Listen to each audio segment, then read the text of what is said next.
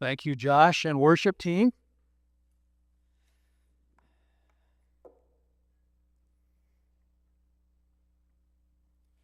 Some of you are looking a little bleary-eyed this morning, as though you've been up for a while.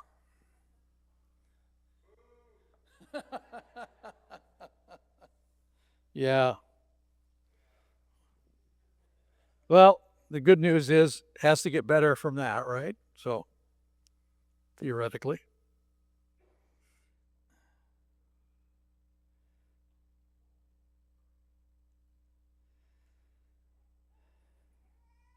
There are some printouts of the AGM materials, packets, available at the back if you want those. Great to see Dan Kierkegaard here. Welcome back from India. Look forward to hearing about how that trip went. And we're really glad to be back.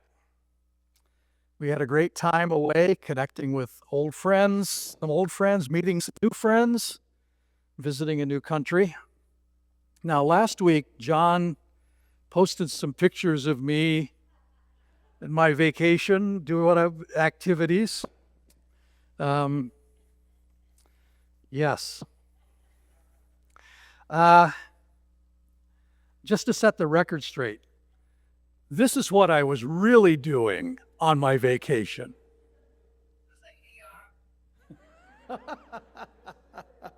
AI might have helped. This is what I had a chance to preach last week at a church on the island, and the pastor there translated for me. So that's what I did on my vacation, along with most of the other things that John had pictured. Except for the dancing. AI Mike dances a whole lot better than real Mike. But AI is amazing, isn't it? I suspect that even in the next year or two, it may even replace youth and media directors.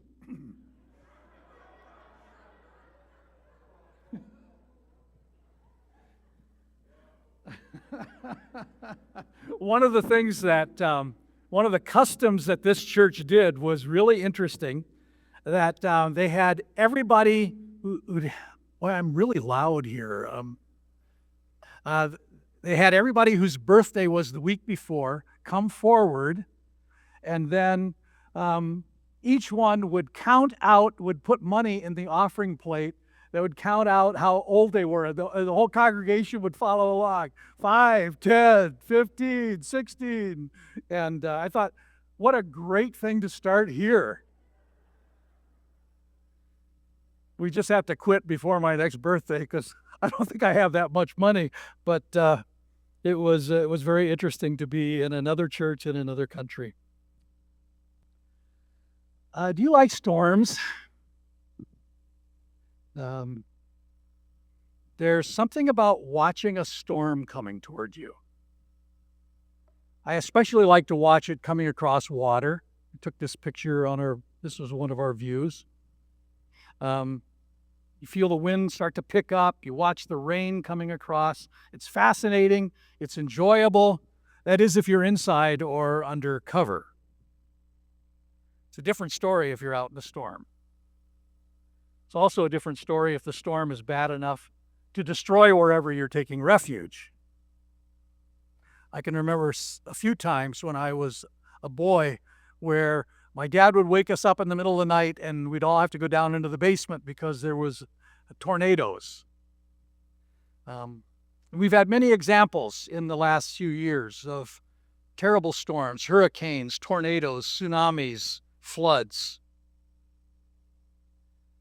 Sometimes life feels like a storm. At times we can see them coming and we have time to prepare. At other times they just hit us by surprise. But they always impact us. Sometimes they change our lives. It's interesting how often we use weather to describe our lives.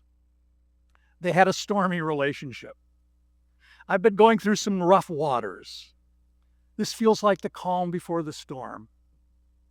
Lately, it's just felt like smooth sailing. Storms happen.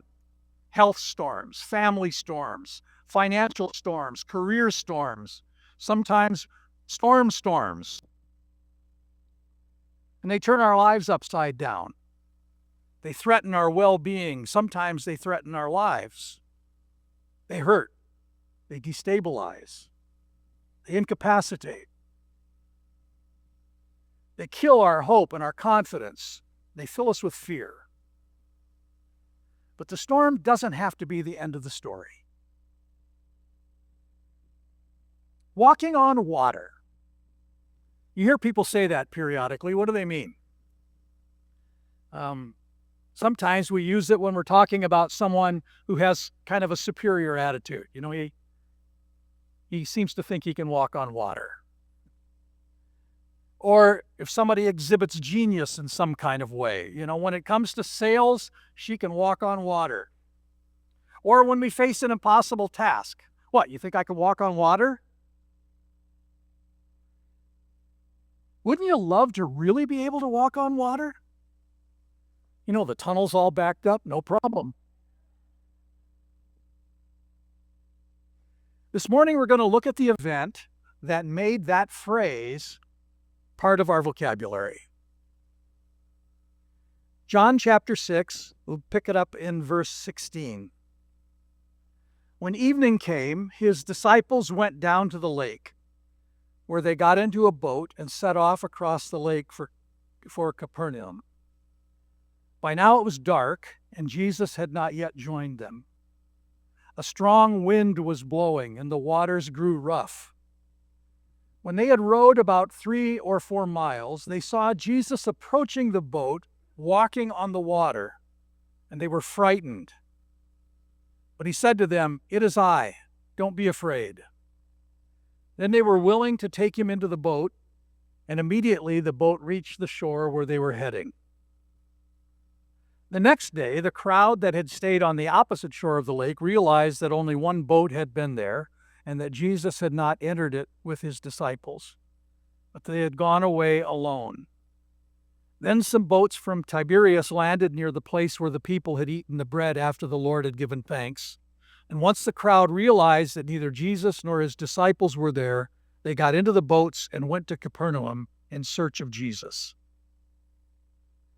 So just to give a little context here, this has been a very strenuous time in Jesus' ministry.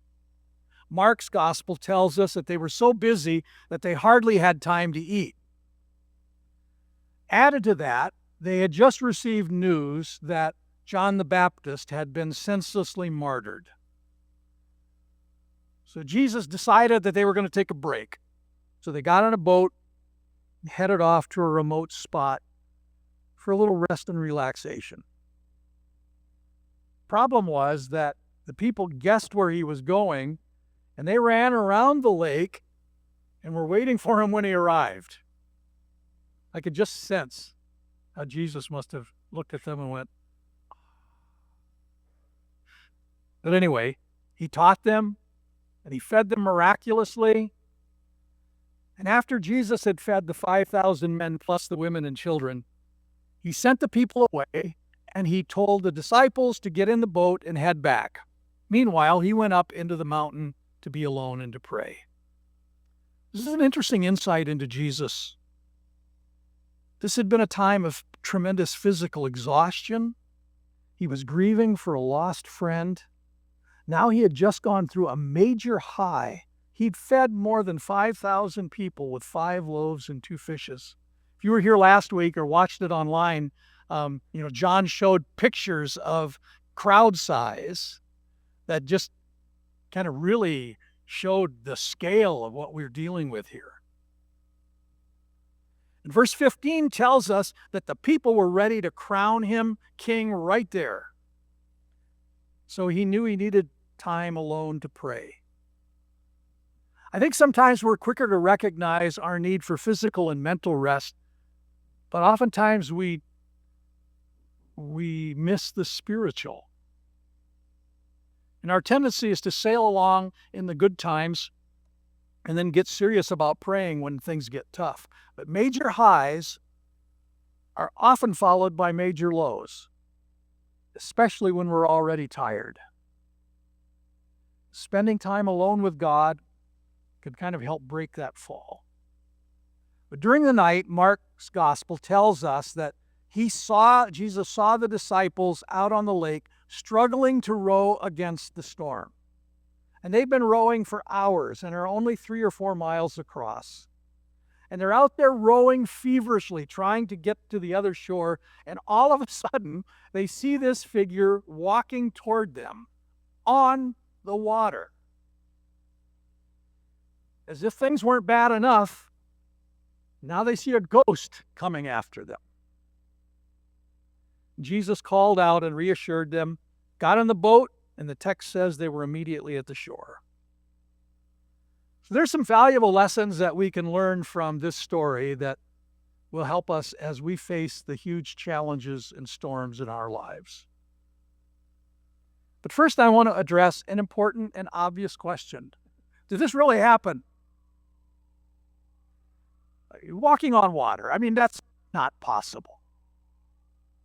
Have you ever walked on water? Leonardo da Vinci in the 1400s envisioned special foot pontoons, and they've since been developed. But have you ever seen or heard of anyone really walk on water? I mean, there are lots of YouTube videos out there. Back in 2010, some guys shot a video called Liquid Mountaineering. If you've never seen it, you should look it up and watch it. And it showed them running out on the top of the water, seeing how far they could go before they went in. And they said that it was a combination of speed and faith, that you really needed to believe you could do it. And it went viral. Lots of people were trying it. Turned out they were promoting some water-resistant shoes by High Tech. And a couple weeks later, they released a video showing how they did it. Because walking on water just isn't possible. Walking on water was just as impossible back then. I mean, the laws of physics did work still in the first century. So many people assume this story didn't really happen. But the explanations that people come up with are very unsatisfactory. In fact, the details recorded in each of the 3 Gospels that include this story make some of these explanations impossible. Some of them require actually more faith than the story itself. One explanation is that Jesus did a trick to impress the crowds, just like the YouTube videos of people walking across swimming pools or out in the waters. He wanted to do his own version of viral. But there were no crowds. Like Jesus had sent them away hours ago. They're in the middle of the lake, sometime between 3 and 6 in the morning. So you may be able to pull a stunt like that off in shallow water near shore, but to do it in the rough seas in the middle of the lake really takes more faith to believe in than the original story. Another explanation is that the disciples mistakenly thought Jesus was walking on the water when he was really just walking on shore, and it was an optical illusion. Problem with that is they're 3 or 4 miles from shore in the dark night. They're having enough trouble rowing against the wind, and even if somehow they had made that mistake, Matthew tells us that Peter got out of the boat and started walking toward Jesus. So how does that explain Peter? Another explanation given for this is that the disciples just made it up to make Jesus look good or to teach some spiritual lesson. Now, this is mentioned in 3 of the 4 Gospels.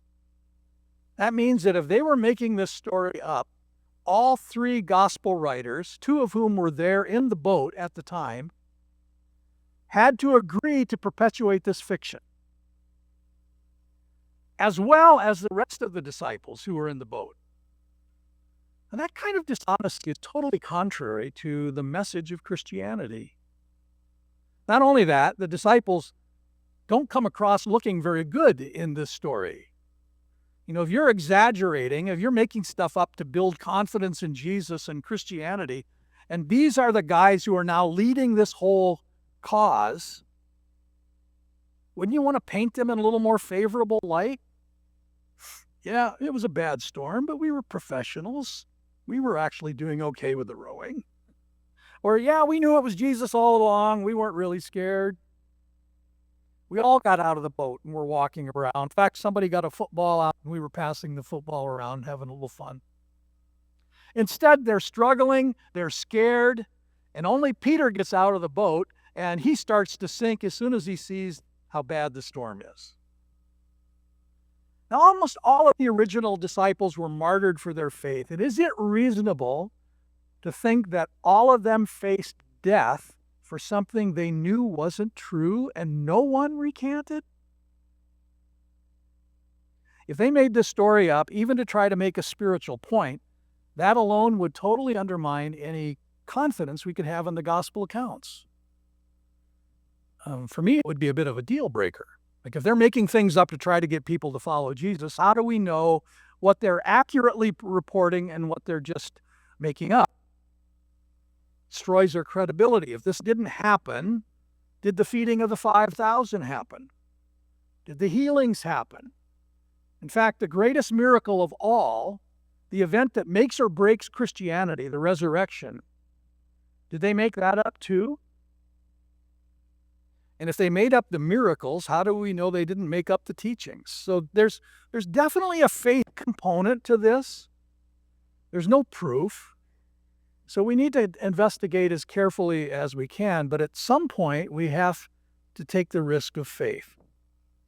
I think the question is the same today as it was then. Is God able to do miraculous things? If so, then accepting the historical reality of miracles in the Bible really isn't that hard. I guess it comes down to whether we can accept that Jesus could do it even when we can't. But it does require faith. There's another interesting detail about this story that neither John nor Mark mention Peter. Matthew, who was an eyewitness, records Peter getting out and walking on the water. And neither Mark nor John say anything about it. We have no idea why they didn't include it.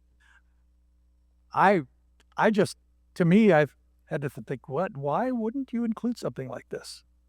Was John a little jealous that it was Peter that got out of the boat and not him?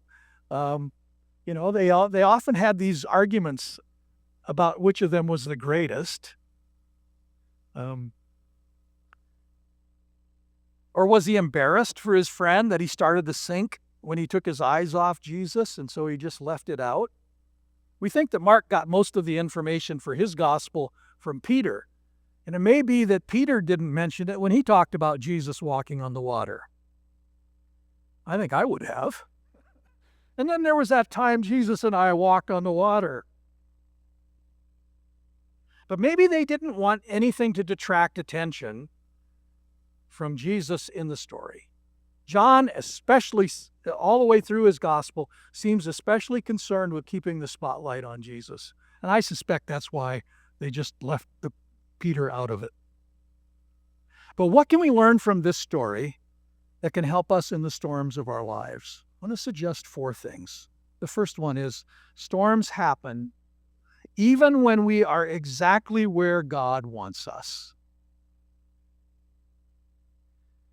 We have this idea that if we're doing what Jesus wants us to do, storms shouldn't happen. God should protect us from the storm. So if something bad is happening, we must have done something wrong.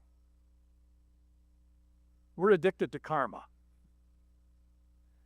Good things are reward, bad things are punishment. But the disciples were doing exactly what Jesus had told them to do. In fact, the language of the text in both Matthew and Mark says that Jesus made the disciples get in the boat. So they're out in the middle of the lake in obedience to Jesus. They'd been rowing against the wind for hours. They're still in the middle of the lake.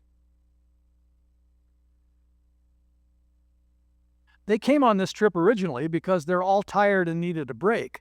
Then they traveled over the lake the morning before, listened to Jesus teach all day, and then fed a multitude before sending them away. Now they're caught out here in the storm. Long day, long night, rowing against the wind, still only halfway there. You ever feel like that? Long day, long night, rowing against the wind, still only halfway there. The difficulties of life can cause us all kinds of problems and stress and fear, but often it is in the middle of the storm that Jesus shows up in a special way. Second thing we can learn from this is that Jesus knows what is happening in our storm, even if we aren't aware of him. Mark tells us that Jesus could see them straining at the oars from the mountain where he was praying. We don't know if he was able to see them miraculously or whether there was enough light on the water for him to be able to see them. But whatever it was, he knew what was going on. Meanwhile, down in the boat, we don't know if they were even thinking about Jesus. If they were, it was probably wishing that he were there to fix the problem or at least grab an oar and row. They certainly weren't looking for him to do something. How could he? He wasn't even there. But he was there. He knew what they were going through, and in his time, he came to them in the storm. Whatever storm you're going through right now, he's there. Even if you're not thinking about him or expecting him to do anything, he knows what you are going through. And in his time, at just the right time, he will come to you in your storm. Third thing we can learn from this is that Jesus is bigger than the storm, no matter how overwhelming it seems. This is the big take home from this miracle. It is an evidence that he is God. On the water, the wind is whipping, the waves are crashing, the boat is lurching up and down, the disciples are rowing as hard as they can, and Jesus just walks calmly up. In fact, Mark tells us that it seemed like he was just going to walk right by them. Like, what storm? And as soon as he climbs in the boat, the wind dies down, and John tells us that they immediately ended up on the other side. Now, we're not sure if he was claiming another miracle here or whether it just means that they quickly got to shore. The word used there doesn't always mean instantaneous. But what seemed an insurmountable problem to the disciples in the boat was nothing to Jesus. It's one thing to imagine walking on smooth, calm water. It's impossible. That's impossible in itself. But it's another thing entirely to think about walking on rolling water in the middle of a fierce storm. And then they got to shore and faced a whole lot of people living in their own storm. When the people recognized Jesus, the text goes on to say that they rushed home to bring their sick friends and family to Jesus. And so we get this picture of crowds carrying people on mats, lining them up on the sidewalk. They're begging to even be able to touch his clothes. And Jesus walked to them in their very different storm. And he was bigger than those storms too. Your storm may feel like an insurmountable problem. And it may be. But Jesus is bigger than the storm. And finally, it's in the storm that we learn to trust Jesus. If Jesus had told the disciples what they were going to be facing out on the lake that night, he may have had some protests. Like, who wants to row into a storm? Who wants to face a health scare, or a financial setback, or a family crisis, or a bully, or a job cutback? But if they hadn't gone through the storm, they would have never seen the miracle. And what a miracle. Jesus helped them in a way they would never have guessed. If while they were rowing, they started talking about how Jesus might be able to help them from shore, they would have never thought about this because no one walks on water. It would never have entered their mind. They saw Jesus walking toward them, and they panicked because they thought he was a ghost, because no one walks on water. They would never have experienced that if they hadn't been in the storm. The key phrase of this whole passage is in verse 20. But he said to them, "It is I, don't be afraid." We don't have to face the storm in fear. We can face it with courage and faith. Why? It is I. It is Jesus. We worship and serve a Lord who knows what we are going through, who cares about what we are going through, and is bigger than the storm. That phrase, "it is I," has a lot of theological implications. It literally reads, "I am." Jesus used this phrase a number of times. In fact, it was the root of our I Am series at Christmas time. And it was most likely was a reference to what God said to Moses at the burning bush. They're at the burning bush. Moses walks up to it. God tells him to go back to Egypt because he was going to rescue the people. And Moses starts to give some objections, and one of them is, if I get there and they ask who sent me, what do I tell them? And God said, "Tell them I am sent you. I am who I am." And Jesus here is claiming to be more than a man with superpowers. He was and is the infinite God-man. So we can choose to not be afraid, no matter how bad the storm rages, no matter how hopeless the situation seems. Even if we're in a long day, long night, rowing against the wind, still only halfway there kind of situation, we can face it with courage and faith. Look up. It's Jesus. Lord, as bizarre as this story is, thank you for sharing it with us. Help us to learn the lessons that we need to learn that will help us face the storms in our lives and help us encourage our friends and loved ones who are going through storms. Help us to remember, no matter what we're going through, that you are there, that you care, and that you are bigger than the storm. In your name we pray. Amen.